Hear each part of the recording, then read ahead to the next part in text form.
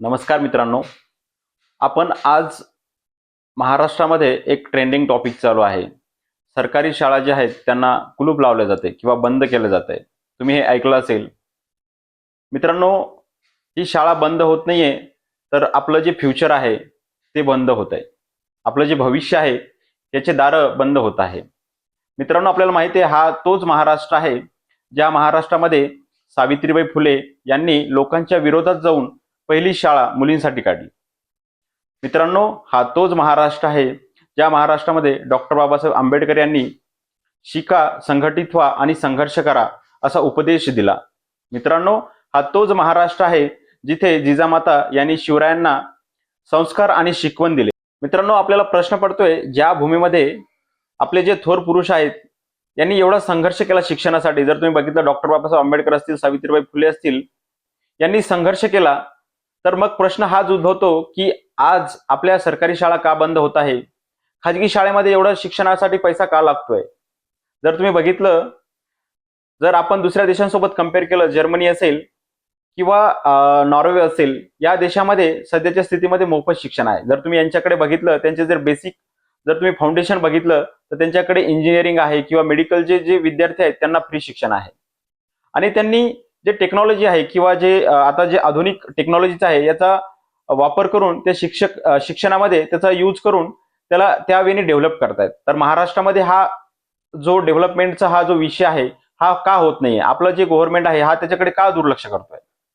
मित्रांनो, आपण जर बघितलं सध्याच्या स्थितीमध्ये, जर महाराष्ट्राची स्थिती बघितली तर शाळाची दुरवस्था झालेली आहे. जर तुम्ही बघितलं, त्यांचं जर बांधकाम बघितलं, खेडेगावात जर जाऊन बघितलं तर खूप मोठ्या प्रमाणात शाळा आता सध्या पडलेल्या आहेत. ना तिथे बसायला खुर्ची आहे, ना तिथे मुलांना खायला आहे, ना पाठ्यपुस्तक आहे. जर अशा स्थितीमध्ये आपला महाराष्ट्र जर जगत असेल तर कसा आपला या महाराष्ट्राचा विकास होणार?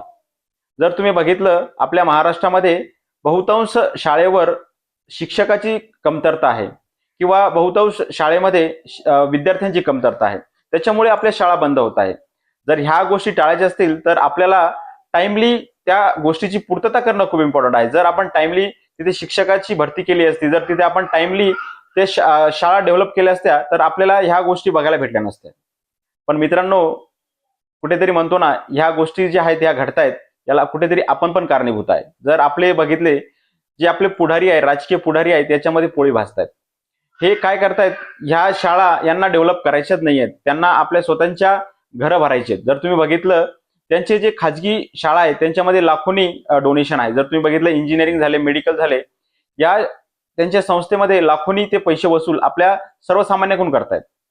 आणि याच्यामध्ये त्यांना आपल्याशी काही घेणं देणं राहिलेलं नाही. जर तुम्ही बघितलं, त्यांना आपल्या मुलांशी काही घेणं देणं नाही किंवा आपले जे गरीब मुलं आहेत त्यांच्याशी काही घेणं देणं नाही. जर आपण आज जागे झालो नाही तर याचा जो फायदा आहे नक्कीच आपल्याला भविष्यामध्ये भोगावे लागेल. तर मित्रांनो, आज ही वेळ आहे, आपल्याला जागं व्हायचंय. तुम्ही सरकारला क्वेश्चन करू शकता की आपण शाळा का बंद करतोय? जर तुम्ही आज आपण जर सरकारी शाळा याच्यामध्ये जर डेव्हलपमेंट केलं, जसं की जी आधुनिक टेक्नॉलॉजी आहे, जसं एआय टेक्नॉलॉजी आहे सध्याच्या काळामध्ये, जर ह्या डेव्हलप केल्या आपल्या सरकारी शाळेमध्ये, तर मी म्हणतो तुम्हाला गव्हर्नमेंट शाळा ही जी आहे सरकारी शाळेपेक्षा 10 पट भारी असेल किंवा 100% म्हणजे 100 पटींनी भारी असेल.